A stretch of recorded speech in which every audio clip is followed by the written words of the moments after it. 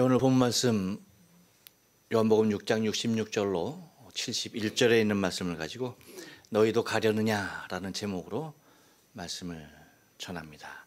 우리 다 같이 한번 인사할게요. 옆 사람 같이 하시고 앞뒤 사람 같이 하실 때 지난 한 주간 동안 평안하십니까? 인사합니다. 지난 한 주간 동안 평안하십니까? 평안하십니까? 평안하십니까? 예, 온라인으로 예배하는 우리 사랑하는 성도님들도 모두 평안하셨죠? 예, 감사합니다.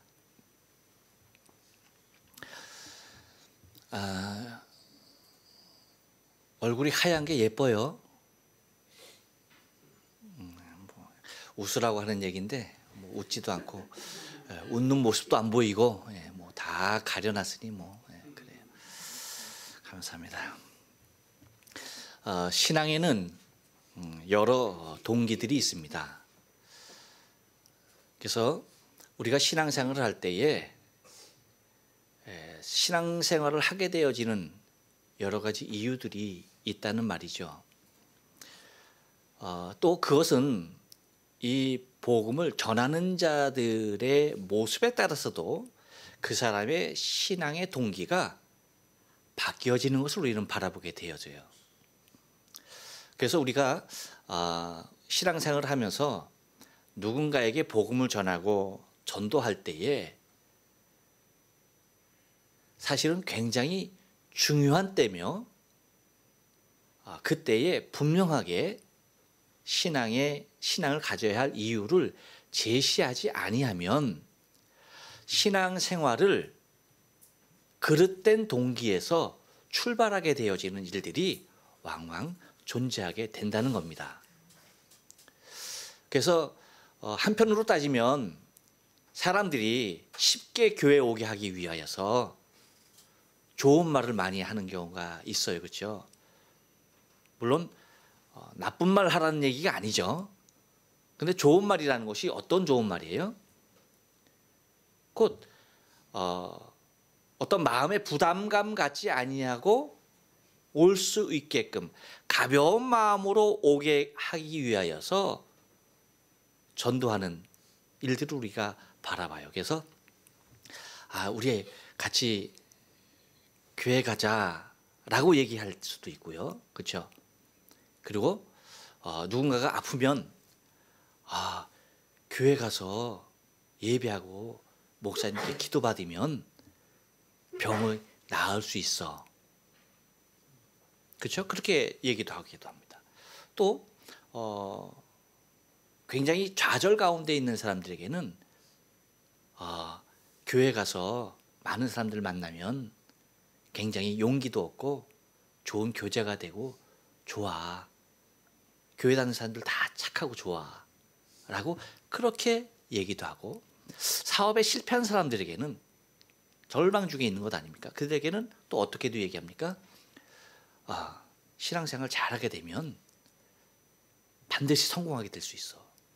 반드시 성공할 거야. 하나님께서 복 주실 거야. 그래서 다시 재기할 수 있을 거야. 라고 하면서 뭐예요? 권면하기도 합니다. 이런 모습들이 그릇됐다, 나쁘다라고 하는 말은 절대 아니에요. 하지만 그러한 모습으로 전도되어져 온 사람들은 그러한 모습에서 신앙의 첫걸음을 내딜 수 있게 된다는 거예요. 그래서 건강하기 위해서, 잘 살기 위해서, 그리고 성공하기 위해서, 그리고 좋은 사람들 많이 만나서 교제하기 위해서, 자신의 입지와 발을 넓히기 위해서 이러한 여러 가지 사회적인 동기들이 신앙의 출발점이 될 수 있다는 얘기입니다. 그런데 여러분, 물론 이렇게 해서라도 전도하고 주의 말씀을 듣게 하는 데는 굉장히 긍정적이고 좋습니다.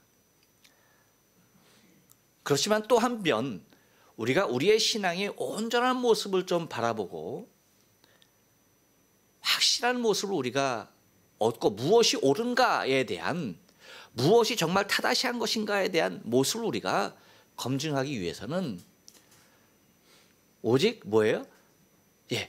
우리 주님께서 어떻게 하셨는지에 대한 모습을 우리가 더듬어 찾아보면 예수님이 우리의 길이 아닙니까? 그렇죠? 예수님이 정답이죠. 예수님께서 복음 전하신 모습 여러분 기억나십니까? 뭐라고 하셨어요? 회개하라, 천국이 가까이 왔느니라. 회개와 천국을 외쳤어요. 그렇죠? 회개와 천국입니다. 그런데 사실 우리가 요즘 많은 현대인들에게, 우리의 주위에 있는 많은 사람들에게 복음을 전하는 우리의 모습은 예수님께서 하셨던 그 모습과는 너무나 동떨어져 있어요. 그렇죠? 너무나 거리가 멀어요. 회개를 말하지도 않고요, 천국을 말하지도 않아요. 그저 무엇을 말해요? 이 땅에서의 삶의 안일만을 말해요. 그러한 모습으로 신앙생활을 하게 되어지는, 시작되어지는 많은 사람들에게 있어서 여러분, 문제는 항상 뭐예요? 발생되게 돼 있다는 거예요. 언젠가는 반드시 난관에 부딪힐 때가 있다는 겁니다. 그때에 과연 그 난관을 헤치고 이겨나갈 수 있는 사람이 몇이나 될까라고 하는 거예요. 물론 여러분, 그러한 여러 가지 이유에서 신앙생활을 하게 되기도 하지만 사실은 여러분, 우리가 신앙생활을 하는 가장 궁극적인 이유는 뭐예요? 다른 것 아니죠. 구원받은 영혼들의 하나님을 향하여서 영화롭게 하는 삶. 그렇죠? 나를 구원하신 하나님을 향하여서 그분을 영화롭게 하는 삶이 신앙의 삶이에요.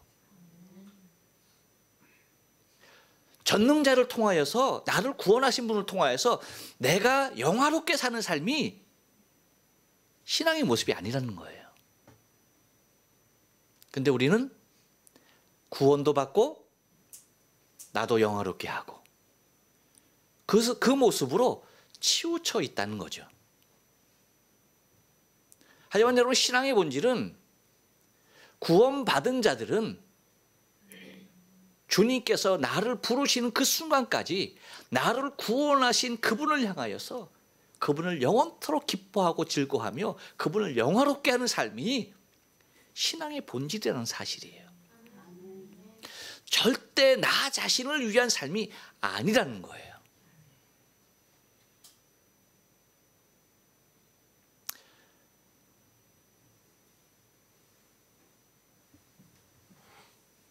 그런데 사실 여러분, 그래서 우리의 신앙의 삶이라고 하는 것은 엄밀히 말하면 아까 전에 말씀드린, 전제로 말씀드려진 어떤 그 전도의 형태에서 오는 그러한 우리의 그 욕구들, 그러한 바람들이 많이 있겠죠. 그렇죠? 물론 또한 우리가 신앙생활하면서 여러 가지 우리의 현실의 상황을 하나님 앞에 구하면서 삽니다. 또 주께서 구하라고 하셨고요. 그렇게 구하고 살아요. 그런데 사실은 여러분, 우리가 신앙이 깊어지면 깊어질수록 처음에 그릇된 동기들에서 시작되었던 우리의 신앙의 바램들, 그런 것들이 하나하나 뭐예요? 떨어뜨려져 나가는 것이 우리 신앙의 모습이에요. 그렇게 바라는 것들이, 주를 통해서 그렇게 세상적인 많은 바라는 것들이 하나하나 떨어져 나가게 하는 것들, 다시 말하면 이것은 다른 말로 표현하면 그것으로부터 자유롭게 된다는 거죠. 그것에 우리는 얽매여 있을 수밖에 없는 상황이에요. 육신적인 것들에 얽매일 수밖에 없는 모습들이에요. 그 얽매여졌다라고 하는 것은 우리의 삶을 그만큼 피곤하게 하는 겁니다. 고달프게 하는 거예요. 힘들게 하는 겁니다. 그런데 여러분, 우리의 신앙의 궁극적인 모습들은 이렇게 나 자신을 얽매이고 있는 것들을 뭐예요? 믿음으로 뭐 하는 겁니까? 하나하나 뭐예요? 떨쳐버리는 거예요. 떨어뜨려 버리는 거예요. 그래서 이제 그런 것들이 세상적인 어떤 그런 것 바램들이 내 신앙을 좌우하지 못하게 하는 것들이에요. 여러분, 신앙이 연약한 사람들의 모습들을 보면 어때요? 그런 외부적인 환경 가운데 많이 흔들리잖아요. 그래서 응답하지 못하고 오히려 잘못되고 안 되면 뭐예요? 시험 들고 넘어지는 거죠. 그런 모습들이 얼마나 많은지 모르죠. 그렇지만 뭐예요? 여러분, 그런 것들이, 그런 내가 채우려고 하는, 내 스스로 내 신앙의 삶을 통해서 내 안에 가득 채우려고 하는 이것들을 하나씩 하나씩 다 벗어버리게 될 때에 우리는 진정 주님께서 말씀하신 대로 오직 진리만으로 우리는 자유할 수 있는 거예요. 그래서 진리가 우리를 자유케 하는 것이, 예수가 우리를 자유케 하는 것이 이렇게 세상의 얽매인 것들로부터 뭐 하는 겁니까? 자유케 하시는 거예요. 그것이 신앙의 본질이고 우리가 궁극적으로 추구해 나가야 할 우리의 신앙의 단계라는 사실입니다. 이것을 얼마만큼 많이 벗어버렸느냐에 따라서 그 사람의 신앙이 성숙한 것인지 아니면 아직도 벗어버려야 할 것이 많은 모습인지 구분하게 된다는 것입니다. 여러분, 왜 하나님께서 마지막 때에 우리의 신앙의 삶 가운데 평안을 주시지 아니하시고 안락한 삶을 주시지 아니하시고 왜 환난의 때를 허락하십니까? 이유가 뭐죠? 우리가 우리의 신앙을 갖고 있는 동안 평안하게 어떠한 걱정 없이 근심 없이 살아가면 너무나 좋잖아요. 하나님께서 여러분 우리에게 환난 없게 하실 수 있어요, 없어요? 당연히 있죠. 있습니다. 그런데 주님께서 우리에게 아주 대놓고 말씀하셨어요. 마지막 때에 환난이 보통 환난이 아닐 것임을, 엄청난 환난이 올 것임에 대하여 말씀해 주셨습니다. 사실 여러분, 이러한 코로나 바이러스 같은 것도 없이 살면 지나가 버리면 얼마나 좋아요, 그렇죠? 그런데 여러분, 제가 지난번에도 말씀드렸듯이 이것은 우리 믿는 사람들에게 너무나 좋은 일이에요. 감사한 일입니다. 왜? 만약에 여러분 이러한 어려움 없이 우리가 그냥 우리의 신앙을 삶을 살아간다라고 생각해 보세요. 우리는 정죄되지 아니한, 거슬러지지 아니한 이 세상의 것들로 가득 밀려와 있는 그 모습 속에서 헤어날 수가 없을 거예요. 하지만 이러한 환난을 통해서, 이런 어려움을 통해서 하나님께서 우리에게 요구하는 것들이 뭡니까? 다른 것 아니죠. 이 땅의 것에 대한 어떠한 소망도 다 무너질 수밖에 없고 이 땅의 어떠한 기대치도 우리에게 만족시켜 줄 수 없다라고 하는 사실을. 그래서 마지막 때, 환난의 때, 어려우면 어려울수록 오직 주님만을 앙망하게끔 하기 위하여서 우리에게 뭐가 오는 거예요? 시련이라는 것이, 어려움이라는 것이, 환난이라는 것이 오는 겁니다. 그래서 시편 기자의 고백과도 같이 내가 환난 당할 적에는 그릇 행하더니 내가 고난으로 인하여 뭐예요? 옳게 행합니다 라고 고백하는 거 아닙니까? 그래서 고난이 내게 유익이다라고 말하는 이유가 다른 데 있지 않아요. 왜 하나님께서 당신의 사랑하는 자녀들에게, 여러분 자신의 자녀들에게 주님께서도 말하듯이 떡을 달라 하면 돌을 줄 자가 누가 있겠습니까? 악한 자라도, 악한 아비라도 자식에게 좋은 것을 줄 줄 안다라고 말씀하신 분이 우리 주님이세요. 그런데 여러분, 아버지께서 우리에게 이러한 어려운 환경 가운데 처하게끔 하는 이유가 어디 있느냐? 우리를 당신 앞에 더 온전히 세우게 하기 위한, 오직 우리의 소망은 나의 구원자 대신 사망 권세를 이기시고 부활하신 오직 주님밖에 없음에 대한 모습을 우리에게 조명해 주시고 계신 것입니다. 그래서 어려움이 오면 올수록, 환난이 오면 올수록 여러분 우리는 뭐예요? 기뻐하고 감사해야 돼요. 여러분 앞으로 더 크고 더 기쁘고 더 감격적인 일이 있을까요, 없을까요? 있습니다. 무엇을 통해서 있을까요? 그렇죠. 더 어렵고 더 크고 더 극심한 환난을 통해서 더 기쁘고 더 감격적이고 더 아름다운 신앙의 고백들을 하나님은 만들어내실 거예요. 그 모습을 우리가 바라볼 수가 있어야 하는 것입니다.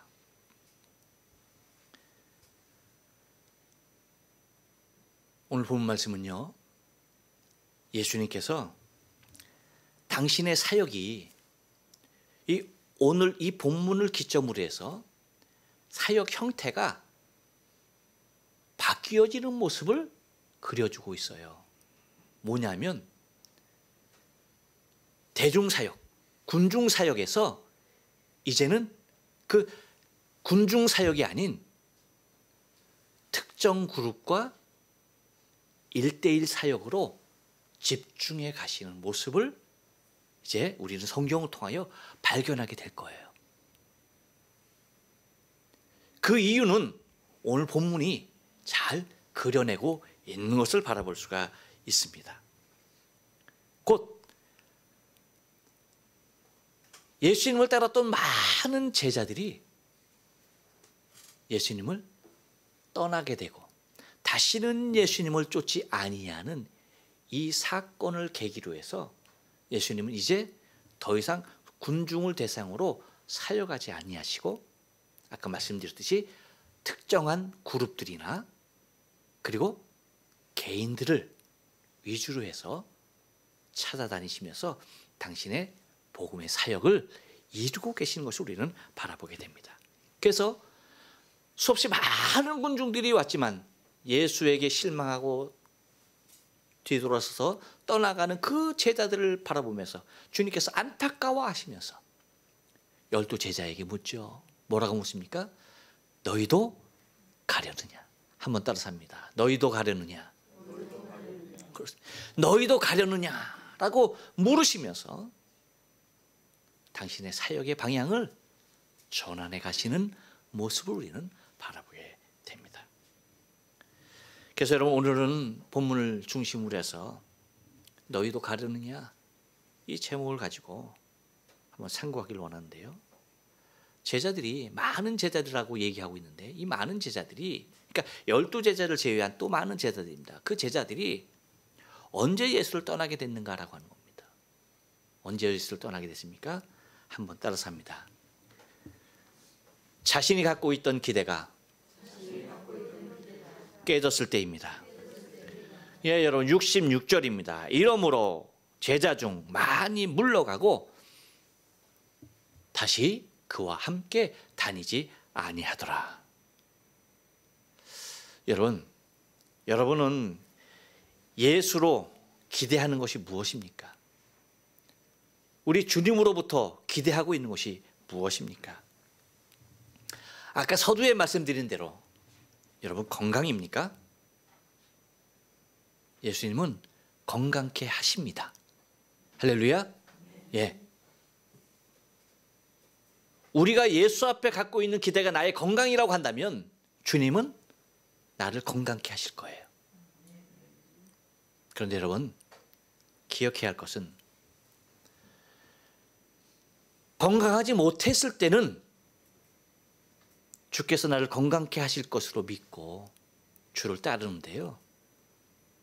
문제는 건강케 된 이유가 문제입니다.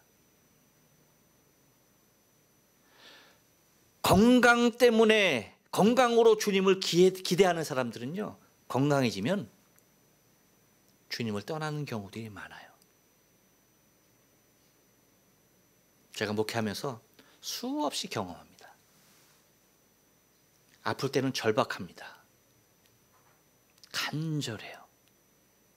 그래서 그 아픔이, 그 고통이 그 사람의 신앙을 지탱하는 버팀목이 되어져요.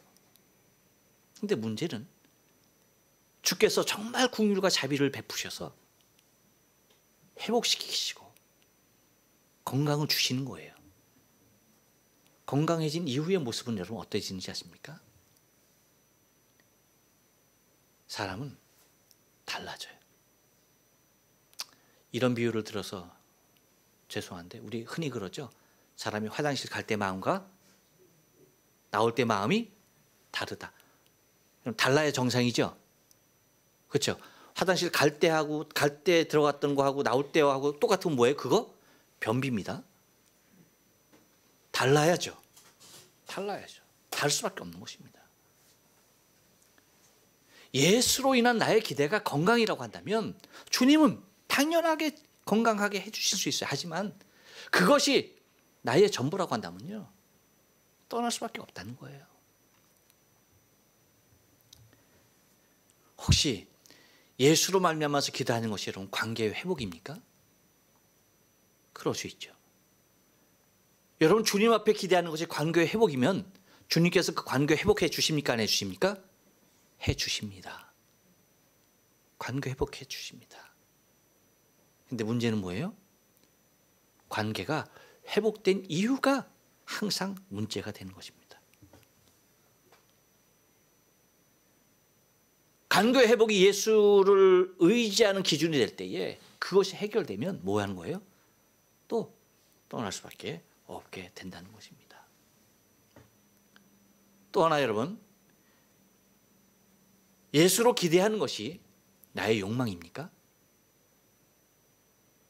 자신의 욕망으로 예수께 기대고 예수께 나오는 자들이 많이 있습니다. 이것은 어떻습니까, 여러분? 이 욕망은요, 절대 채워지지 않습니다. 건강은 회복될 수 있어요. 관계는 회복될 수 있어요. 하지만 자신의 욕망으로 예수 앞에 나오는 것은 절대 채워지지 않습니다. 그리고 뭐예요? 반드시 떠나게 돼 있어요. 꼭 떠나게 돼 있습니다. 붙어 있을 수가 없어요. 여러분 우리가 오늘 66절 말씀에서 보면 가장 먼저 얘기하는 것이 뭐라고 얘기하고 있습니까? 접두사가 나오죠. 뭡니까? 이러므로입니다. 이러므로라고 얘기하고 있어요. 이 이러므로가 무엇을 얘기하고 있어요? 무엇을? 많은 군중들, 많은 제자들의 육욕에 대한 실망감이었던 것입니다. 예수로 말미암아서 기대했던 자신의 기대치가 무너지는 그 현실을 바라봤던 거예요. 예수로 말미암아서 자신이 채우려고 했던 사리사욕들이 이거 아니네. 바로 그렇게 된 순간 이것이 그들에게 깨닫게 됐을 때에 그들에게 찾아오는 실망감입니다. 그것을 요한은 뭐로 표현하고 있어요? 이러므로라고 표현하고 있습니다. 이러므로라고. 이 이러므로 안에 많은 군중과 많은 제자들이 예수를 향해서 기대했던 자신의 육욕을 채우기 위한 그 기대치들이 한꺼번에 무너져 내렸다는 사실에 대하여서 증언하고 있는 것입니다. 곧 이러한 것들이 많은 다른 제자들이 예수를 떠나고 다시 예수와 함께하지 아니했던 이유가 되는 것입니다. 여러분, 지금도요, 예수를 떠나는 수없이 많은 사람들, 이 사람들이 어떤 이유에서인지 아십니까? 영이 아닌 육을 소망했기 때문입니다. 하늘에서 내려온 산떡, 그분으로 말미암아서 영원한 생명에 관한 그 모습을 사모하며 그것을 꿈꾸며 그것을 기대하고 거기에 대한 소망으로 가득 차야 했음에도 불구하고 그것이 아닌 이 땅의 것으로 자신의 육신의 삶 가운데 채워지길 소원했던 그 바람대로 갔을 때 그들은 뭐예요? 떠날 수밖에 없었다는 것입니다. 지금도 마찬가지예요. 육력으로 주 앞에 나오는 사람들은요, 언젠간 반드시 떠날 수밖에 없는 거예요. 이것은 절대 이상한 일이 아닙니다. 그렇게 돼 있는 겁니다. 시기가 문제죠. 언제일까가 문제이지 반드시 그렇게 되게 돼 있는 거예요. 그러면 여러분, 우리의 신앙의 삶이라고 하는 것은 이 땅의 것으로 주 예수 그리스도를 소망하면 되지 않는다는 거예요. 그때는 반드시 내 가치가 깨지게 돼 있어요. 왜? 예수께서 이 땅에 오신 목적이 그것이 아니었기 때문에. 오직 목적만이 남는 것입니다. 그 외에 부합되어지는 모든 것들은 다 떨어지게 돼 있는 것입니다.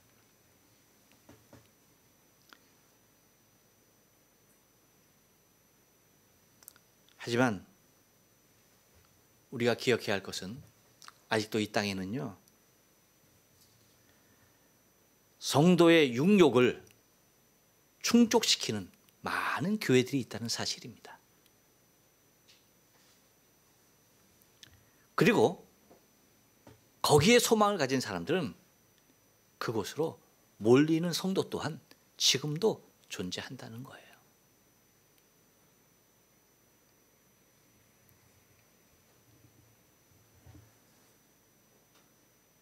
여러분, 우리의 신앙은 예수로 말미암아 갖게 되는 우리의 기대치는 이 땅의 것이 아닙니다. 오직 하늘에 신령한 것입니다. 영생의 말씀인 것입니다.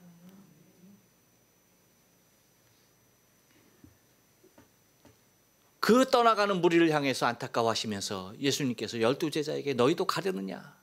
라고 물으시면서 그 질문을 던질 때에 제자들이 떠날 수 없었던 이유가 나옵니다. 그 이유가 뭘까요? 한번 따라서 합니다.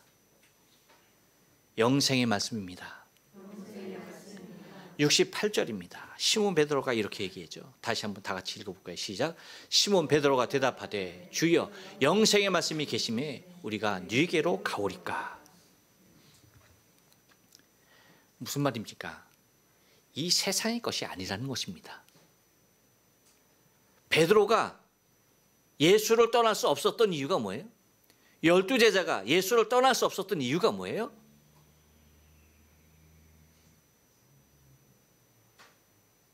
곧 영생의 말씀 때문이었습니다.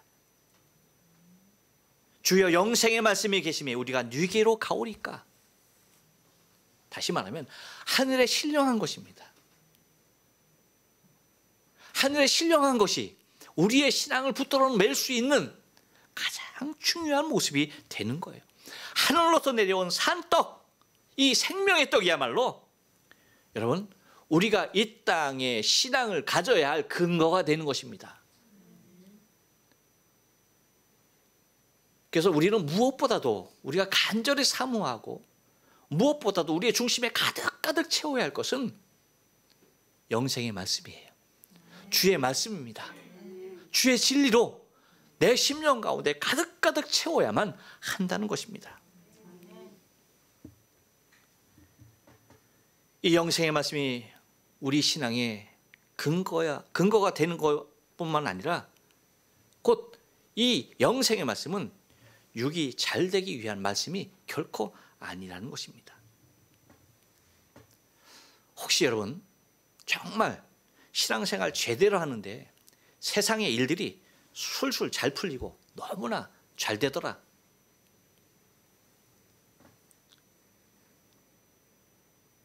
물론 그럴 수 있어요, 없어요? 있습니다. 그러면 기뻐해야 합니까? 제대로 된 신앙이라고 한다면 그게 기뻐할 일이 절대 아닙니다. 그때는 자신을 돌아봐야 할 때예요. 왜? 그것이 내 신앙에 추구하는 본질이 아니기 때문입니다. 여러분, 세상의 일이 술술 잘 풀리기 위해서, 형통하기 위해서, 그래서 여러분 우리가 주일 성수하고, 그래서 우리가 11주하고, 그래서 주일 성수의 이유가 내 일이 잘 풀리기 위해서, 복 받기 위해서, 11조가 내가 하나님 앞에 복 받았다는 증거가 되기라고 여러분 주일 성수하고 11조 하는 겁니까?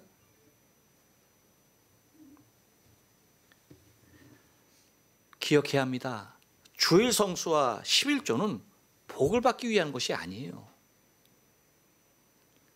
절대 그것은 복을 받기 위해서 하는 것이 아닙니다. 내가 구원받은, 영원 구원받은, 곧 영원 구원이라고 하는 복받은 자의 신앙의 모습이에요. 그것은 구원받은 자의 삶의 모습이 그것이지, 복받기 위해서 주일 성수하고 복받기 위해서 11주하고 아닙니다. 다시 말하지만 우리의 복이라고 하는 것은요, 영생의 말씀이 내 안에 있는 것이 복이에요. 곧 주님께서 내 안에, 내가 주님 안에, 주의 말씀이 내 안에, 내가 주의 말씀 안에 거하는 것이 복인 것입니다. 그래서 베드로가 얘기하는 것이 다른 것 아니에요. 시몬 베드로가 대답하되 주여 영생의 말씀이 계시면 우리가 누게로 가오리까? 영생의 말씀이 당신인데, 이것이 당신에게 있는데 우리가 어디로 가겠습니까? 무엇을 위해 살겠습니까? 어디에서 이 말씀을 얻겠습니까? 베드로의 이 고백이 복입니다, 여러분. 영생의 말씀, 즉 예수와 함께 있는 것이 복이고, 주가 내 안에, 내가 주 안에 거하는 것이 참된 복이다라고 하는 것이.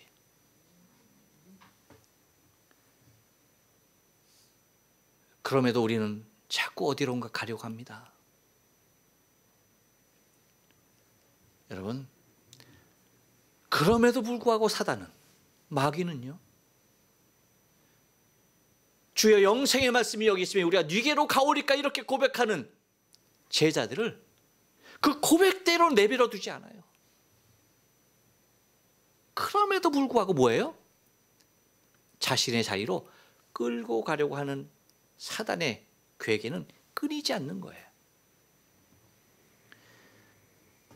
그래서 우리로 하여금 자꾸 어디론가 가게 합니다. 무엇을 떠나서, 이 영생의 말씀을 떠나서 자꾸 어디론가 가게 합니다. 하지만 우리가 가야 할 곳은요, 주께로 더욱더 가까이 가는 것만이 남아있는 것인 줄로 믿습니다. 그분과 동행하며 그분 안에 거하고 그분으로 말미암아 살아가는 삶, 그것이 영생의 말씀인 것입니다. 또 하나, 다른 제자들은 떠나가도 떠날 수 없는 이유가 무엇입니까? 한 번 더 떨어삽니다. 신앙의 고백입니다. 69절을 다 같이 한번 읽어봅니다. 시작. 우리가 주는 하나님의 거룩하신 자인 줄 믿고 알았사나이다. 여러분, 우리의 신앙이 강해질 수 있는 방법은 신앙의 고백을 하는 것입니다. 신앙의 고백을 여러분 날마다 하는 것이 중요합니다. 순간순간 주를 향해서 내 신앙을 고백해내는 것이 매우 중요합니다. 이것은요, 내 신앙을 아주 든든한, 아주 탄탄한 반석 위에 세우는 것과 똑같아요. 한 번의 신앙의 고백으로 끝나는 것이 아니라 수시로 나의 신앙을 수시로 하나님 앞에 고백할 수 있어야 한다는 것이에요. 곧 신앙의 고백은 현재 나의 모습을 주님 앞에 드러내는 행위가 되기 때문입니다. 곧 나의 지금의 신앙의 행위들이 곧 내 신앙의 고백이 된다는 거예요. 내가 주를 어떠한 분으로 인정하고 고백하고 있는지, 내 지금 모습이, 내 삶의 모습이 신앙의 고백이 된다는 사실입니다. 또한 신앙 고백은요, 주님을 의식하며 사는 삶을, 주님을 의식하며 사는 삶의 모습이기도 하다는 거예요. 그러니까 신앙 고백을 계속하면요, 누구를 의식할 수밖에 없어요? 주님을 의식할 수밖에 없어요. 중요한 것은 내가 무엇을 의식하느냐에 따라서 내 삶은 전혀 달라져요. 여러분, 사람 의식해 보세요. 사람 의식하면요, 사람이 어떻게 됩니까? 자꾸 외형적으로 바뀌어요. 사람 의식하게 되면요, 저 사람이 나를 어떻게 생각할까? 어떻게 보여질까? 이렇게 하면 저렇게 하지 않을까? 뭐예요? 자꾸 의식하는 그것에 내 삶은 말리게 돼 있어요. 거기에 이끌리게 돼 있다니까. 반면 여러분, 주님을 날마다 의식해 보세요. 그럼 어떻습니까? 신앙이 달라져요. 사단이 틈을 타지 못합니다. 순간순간 주를 의식하며 살아갈 때에 여러분 뭐예요? 우리 안에 말할 수 없는 감격과 기쁨이 있는 거예요. 그래서 신앙의 고백을 우리가 왜 하는 것이 좋냐 하면, 내가 주님을 계속 의식하며 살 수 있는 좋은 방법이 되기 때문이에요. 날마다 같은 고백이어도 상관없습니다. 요즘 같은 때는 여러분, 우리가 주를 향해서 어떻게 고백하면 좋을까요?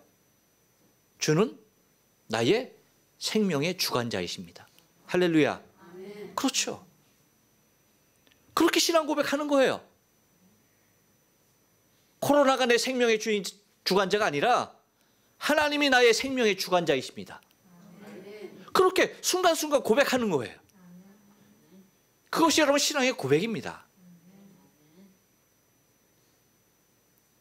곧 그 순간순간마다 나의 삶 가운데 일어나는 현상을 통하여서 주님을 의식하면서 그분을 고백할 때에, 그분에게 고백할 때에 그것은 나의 훌륭한 신앙 고백이 되는 것이고, 그것은 나를 주 앞에 단단히 묶어놓는 놀라운 일이 된다는 것입니다. 또한 여러분, 신앙 고백이라고 하는 것은 내 신앙의 현주소이기도 해요. 나의 정체성을 드러내는 거예요. 내가 누구인가? 나의 정체성이 무엇인가에 대해서 신앙의 고백을 통하여서 드러나게 돼 있다는 겁니다.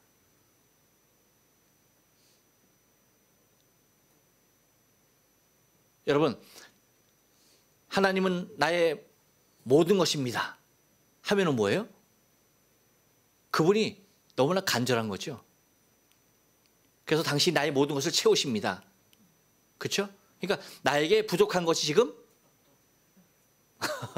여러분은 대단해. 없다. 나는 있을 수 있다라고 얘기하려고 그러는데 없다. 역시 그래야 되는 거야. 그래야 되는 거야. 그렇지. 할렐루야. 네. 내 고백의 모습은 나의 현실, 나의 지금의 현 상태의 모습을 드러내고 있다는 겁니다. 나의 상태, 나의 정체성, 나의 지금 어떤 모습으로 있는지에 대한 모습을 다 드러내게 만드는 것이 뭐예요? 지금에 드려지는 나의 신앙의 고백이라는 거예요.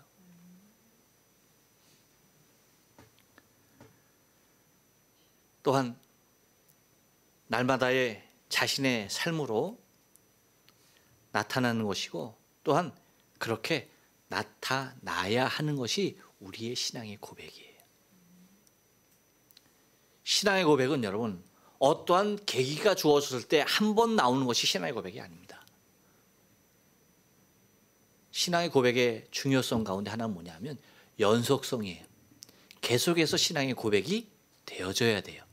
한 번 돼서 말아지는 것이 아닙니다. 끝난 것이 아니에요. 계속해서 뭐예요? 내 삶을 통해서 내가 이 땅 가운데 존재하는 동안 끊임없이 주를 향하여서 내 신앙을 고백할 수가 있어야 된다는 것입니다. 그것이 제자들을 주를 떠날 수 없게 붙잡아 메었던 신앙의 고백이었던 것입니다. 마지막으로 주님께서 너희도 가려느냐 라고 했을 때 한 번 더 따라서 합니다. 갈 수밖에 없는 사람이 있습니다. 예, 여러분 70절 말씀입니다. 다 같이 한번 읽어봅니다. 시작. 예수께서 대답하시되 내가 너희 12를 택하지 아니하였느냐 그러나 너희 중에 한 사람은 마귀니라 하시니. 할렐루야. 주님께서 안타까운 마음에 너희도 가려느냐라고 말씀하시는데요, 더욱더 안타까운 것은 뭐냐면 갈 수밖에 없는 사람이 반드시 있다는 거예요. 갈 수밖에 없는 사람.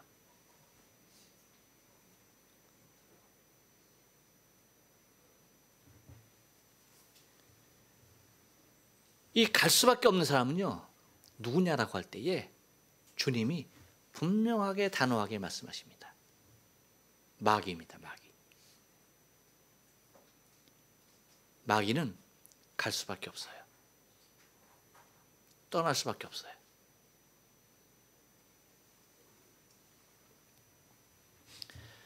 여러분, 예수님께서 분명히 알았죠. 가룟 유다인 것도 알고, 그렇죠? 그래서 71절에서 말하는 거 보면 이 말씀은 가룟 시몬의 아들 유다를 가리킴이심이라. 그렇죠? 저는 12 중에 하나로 예수를 팔자르라. 가룟 유다를 가리켜 말씀하신 것입니다. 그는 마귀다라고 얘기해요. 여러분, 가룟 유다가 예수님을 파는 이유가 무엇이에요? 이거 매우 중요합니다. 왜냐하면 마지막 때의 세상의 모습은요, 마지막 때의 마귀의 모습은요, 똑같이 가룟 유다와 같이 나타나요. 가룟 유다의 행위대로 그대로 예수를 뭐 하는 겁니까? 팝니다. 놀라운 일이에요. 2000년 전에 행했던 이 마귀의 모습, 이 가룟 유다를 통해서 행했던 이 마귀의 모습은요, 마지막 때에도 똑같은 모습으로 자신의 일을 행한다는 거예요.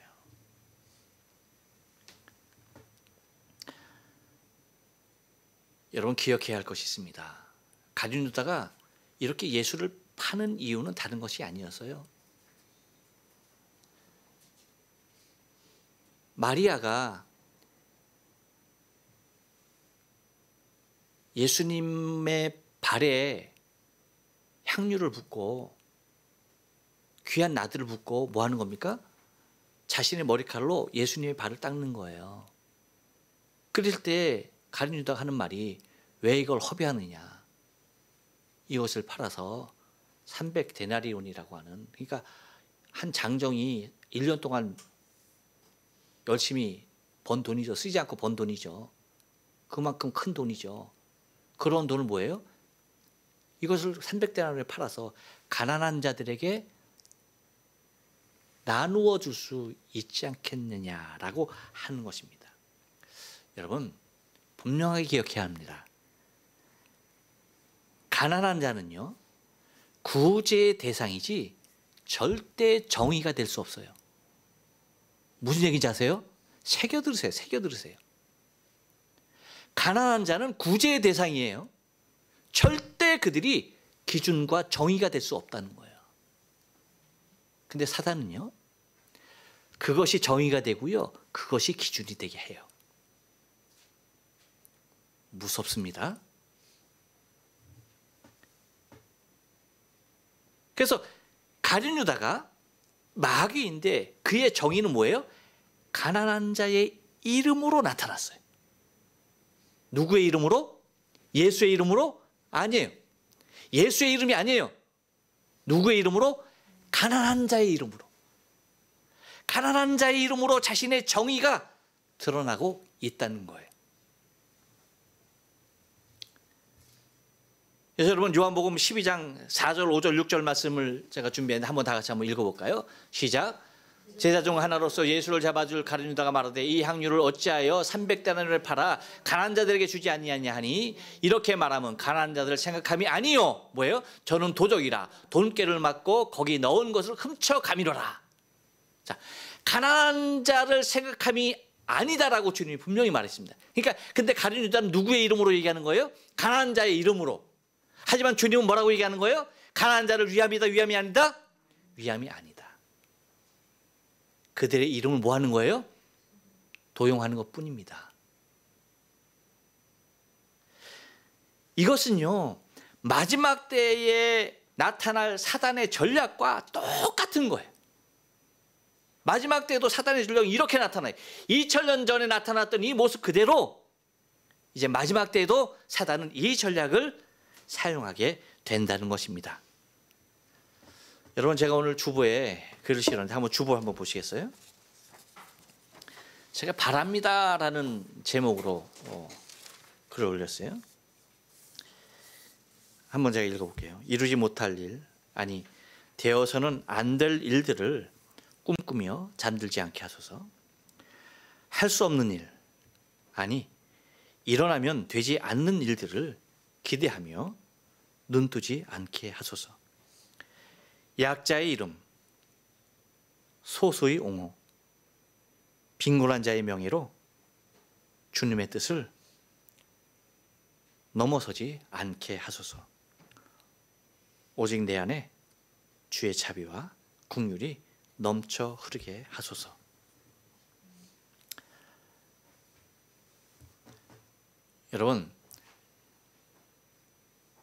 여러분이 에큐메니칼 운동에 대해서 많이 들어보셨을 거예요. 뭡니까? 온 세계가 같은 언어, 문화, 종교, 그리고 통치, 이러한 영역에서 일치를 갖자는 겁니다. 여러분 WCC 잘 아십니까? 세계교회협의회. 그렇죠. 거기에 많은 기성교단들이 가입이 되어 있어요. 그러면서 그 세계교회협의회를 통해서 이루려고 하는 한 가지 일들이 있어요. 그것이 뭐냐면 서로가 하나 되게 하는 일치운동, 그것입니다. 그런데 여러분, 이것이 위험할 수밖에 없고 이것은 결과적으로 가장 거대한, 나중에는요 정치적인 집단이 될 수밖에 없어요. 그렇게 될 수밖에 없어요. 마지막에 그렇게 됩니다. 대통합을 이루게 돼요. 엄청난 통합을 이룹니다. 그래서 그 수장으로 자리할 것은 뭐 뻔합니다. 가장 우두머리로 자리 잡을 모든 종교가 하나로 통합되어지고, 그래서 여러분이 기억해야 할 것은 그 WCC, 곧 세계교회협의회가 제4차 총회가 1968년에 있었는데, 이 총회 때에 결의된 것이 뭐냐면 이것이에요. 다른 종교인들을 포함하기 위해 그리스도인이라는 말을 대신에 뭐라고 썼는지 아세요? 신자라는 용어를 사용해요. 신자. 크리스찬이라는 이름을 쓰지 않고 신자라는 이름으로 모든 다른 이방 종교들, 그런 모든 종교들도 함께 다 뭐예요? 포용할 수 있는 모습으로 총회에서 결의를 했어요. 그래서 그리스도인이라는 이름을 안 써요. 뭐를 쓴다? 신자라고 하는. 신자는 여러분, 우리도 신자고, 불교 신자도 신자고, 힌두교도 신자고, 카톨릭도 신자고, 다 신자예요. 그것이 대통합을 이루고 그것이 엄청난 정치적인 집단이 됩니다. 결과적으로. 뻔하죠. 뭐 교황이 가장 큰 우두머리가 될 거예요. 근데 그들이 한 가지로 그들의 세력을 키우고 그들이 하나로 통합을 이루는 주된 명목이 여러분 뭔지 아세요? 뭘까요? 아까 말씀드렸던 거. 가난한 자들입니다. 구제예요. 그 이후로 하나가 되는 거예요. 굉장한 정의죠. 그리고 모든 사람들이 반대할 이유가 있습니까? 없습니까? 없죠. 하지만 주님은 이미 2000년 전에 여기에 대해서 말씀하셨어요. 예수님 뭐라고요? 이렇게 말하면 가난한 자들을 생각함이 아니요 저는 도적이라. 할렐루야.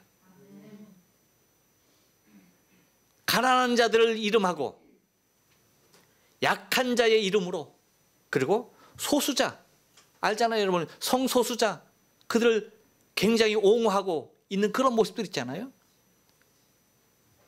그게 다 뭡니까? 결국 이것이 마지막에 우리의 신앙의 도전으로 오게 돼 있다라고 하는 사실이에요. 그러니까 곧 너희도 가려고 하느냐라고 할 때 이러한 무리들에 의하여서 떠나갈 수밖에 없는 자들이 있다는 사실입니다. 그럼 여러분, 우리의 신앙의 삶 가운데 우리가 가져야 할 것은 다른 것 아닙니다. 곧 마지막 때 우리의 신앙의 모습은 늘 육적인 가치가 아닌, 내 육력의 가치가 아닌 영적인 가치를 추구해야 할 뿐더러 내가 주님 앞에 떠나지 않게 될 수 있는 단 하나의 이유는 영생의 말씀인 것입니다. 그리고 나를 굳건하게 붙잡아 맬 수 있는 신앙의 근거는 순간순간 신앙을 고백하는 거예요, 하나님께. 그리고 겸손한 모습으로, 정말 겸손한 모습으로, 오직 내 안에 주의 자비와 긍휼로 내가 주를 떠나는 자가 되지 아니하게 하옵소서. 그렇게 낮아져서 겸허하게 주 앞에 서 있는 자가 되어야 할 줄로 믿습니다. 기도하십니다.